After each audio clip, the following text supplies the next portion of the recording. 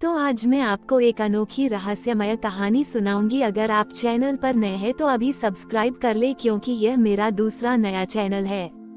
तथा कहानी पूरा देखे, अंत में एक अनोखा रहस्य छुपा है। धन्यवाद। तो सुनिए। बिहार के सीतामढ़ी जिले में एक छोटा सा गांव था जिसका नाम था शांतिपुर। ये गांव अपनी हरियाली और पवित्र वातावरण के लिए जाना जाता था। शांतिपुर में एक युवती रहती थी जिसका नाम था मीरा। मीरा का हृदय अत्यंत निर्मल और भक्ति से परिपूर्ण था। उसे महादेव शिव से अगाध प्रेम था। श्रावण का महीना उसके लिए किसी उत्सव से कम नहीं था। इस वर्ष श्रावण का महीना शुरू हो चुका था। गांव के सभी लोग शिव मंदिरों में उमड़ रहे थे। मीरा भी हर सुबह गांव के बाहर स्थित प्राचीन शिव मंदिर में जाती और पूरी श्रद्धा से पूजा अर्चना करती। वो घंटों ध्यान में लीन रहती और शिव चालीसा का पाठ करती। उसकी भक्ति इतनी गहरी थी कि कभी कभी उसे आसपास की कोई सुध नहीं रहती थी। एक दिन जब श्रावण का तीसरा सोमवार था, मीरा सुबह मंदिर पहुंची। आकाश में काले बादल छाए हुए थे और धीमी धीमी फुहार पड़ रही थी। मंदिर में भक्तों की भीड़ कम थी क्योंकि मौसम खराब था। मीरा ने शिवलिंग पर जल चढ़ाया, बेलपत्र और फूल अर्पित किए और आंखें बंद करके ध्यान में बैठ गई। वो शिव के किसी रूप का ध्यान नहीं कर रही थी, बल्कि उसके मन में बस शिव का नाम गूंज रहा था। समय बीतता गया और बारिश तेज हो गई। मंदिर में सिर्फ मीरा ही बची थी। अचानक उसे मंदिर के गर्भगृह से एक दिव्य प्रकाश निकलता हुआ महसूस हुआ। प्रकाश इतना तीव्र था कि मीरा को अपनी आंखें खोलने की हिम्मत नहीं हुई। फिर उसे एक मधुर शांत आवाज सुनाई दी, पुत्री मीरा, तेरी भक्ति से मैं अत्यंत प्रसन्न हूँ। मीरा ने धीरे से अपनी आंखें खोली। उसके सामने कोई नहीं था, लेकिन प्रकाश और भी उज्जवल हो गया था। उसने सोचा कि यह उसके मन का भ्रम है, लेकिन आवाज दोबारा आई, डरो नहीं, मैं स्वयं शिव हूँ। तेरी निष्ठा और निस्वार्थ प्रेम ने मुझे यहाँ खींच लाया है। मीरा के अश्रु बह निकले। वह आवाज की दिशा में हाथ जोड़कर खड़ी हो गई। हे महादेव, मैं अज्ञानी आपकी क्या सेवा कर सकती हूँ। शिव की आवाज गूंजी, पुत्री, तूने अपनी भक्ति से यह सिद्ध कर दिया है कि सच्ची श्रद्धा ही सबसे बड़ा धन है। इस श्रावण मास में मैं तुझे एक वरदान देता हूँ। मीरा ने कांपते हुए कहा, जो आपकी इच्छा प्रभु। आज से इस मंदिर में जो भी भक्त सच्चे हृदय से अपनी मनोकामना लेकर आएगा, उसकी हर इच्छा पूरी होगी। यह मंदिर अब से सिद्धेश्वर महादेव मंदिर के नाम से जाना जाएगा और तेरी भक्ति इसका आधार बनेगी। शिव की आवाज में करुणा और शक्ति का अद्भुत संगम था। प्रकाश धीरे धीरे कम होता गया और अंत में लुप्त हो गया। मीरा वहीं फर्श पर घुटनों के बल बैठ गई। उसका हृदय कृतज्ञता और विस्मय से भरा हुआ था। अगले दिन मीरा ने गांव वालों को ये बात बताई।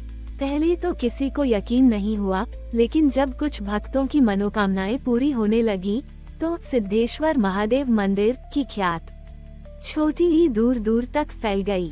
शांतिपुर अब सिर्फ अपनी हरियाली के लिए नहीं, बल्कि इस चमत्कारी मंदिर के लिए भी जाना जाने लगा।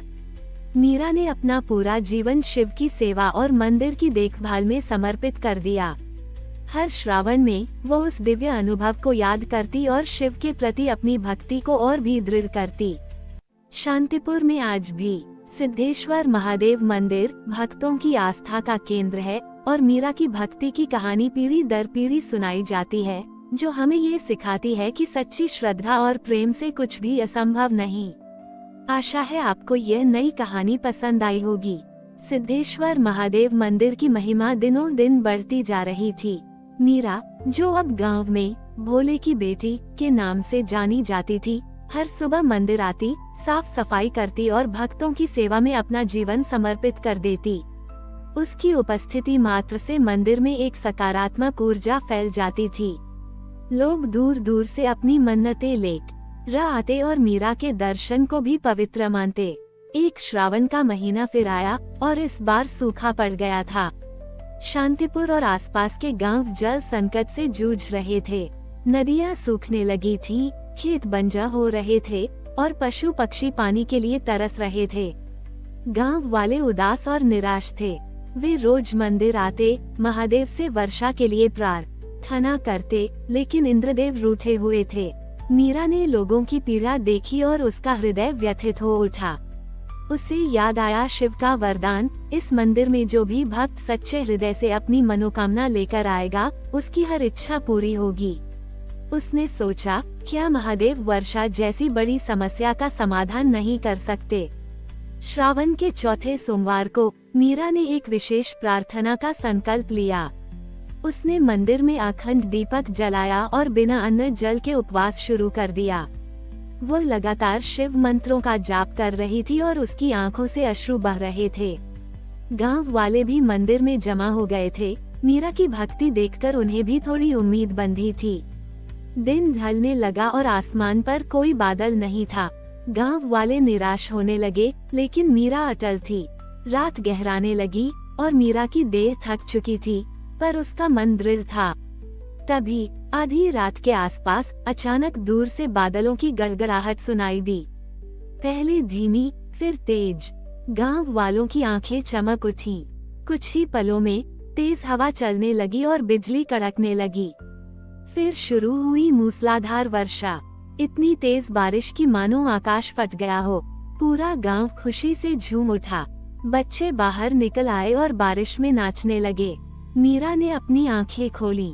मंदिर के बाहर तेज बारिश हो रही थी और गर्भगृह में जल से भरा शिवलिंग चमक रहा था। उसे लगा जैसे महादेव ने उसकी प्रार्थना सुन ली हो। वो वहीं घुटनों के बल बैठकर रोने लगी। ये खुशी के आंसू थे।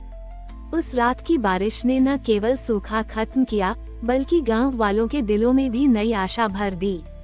इस घटना के बाद मीरा की भक्ति और सिद्धेश्वर महादेव मंदिर की महिमा और भी बढ़ गई। लोग कहने लगे कि मीरा की भक्ति में इतनी शक्ति है कि वो महादेव को भी झुका सकती है। मीरा ने कभी भी अपने आप को विशेष नहीं समझा। वो हमेशा कहती थी कि यह सब महादेव की कृपा है। उसने अपना पूरा जीवन लोगों की सेवा और शिव भक्ति में लगा दिया। शांतिपुर गांव हमेशा के लिए सूखा मुक्त हो गया और हर श्रावण में उस रात की मूसलाधार वर्षा की कहानी एक चमत्कारी कथा की तरह सुनाई जाती है, जो मीरा की अटूट भक्ति और शिव की असीम कृपा का प्रतीक है। हमारी और भी आध्यात्मिक एवं अनोखी कहानियाँ देखने के लिए हमारे चैनल पर जाएं तथा धार्मिक एवं पौराणिक अनोखी कहानियाँ हमारे चैनल पर है। कृपया जाके देखें तथा हमारे चैनल को सब्सक्राइब करके रखें और वीडियो लाइक जरूर करें। धन्यवाद।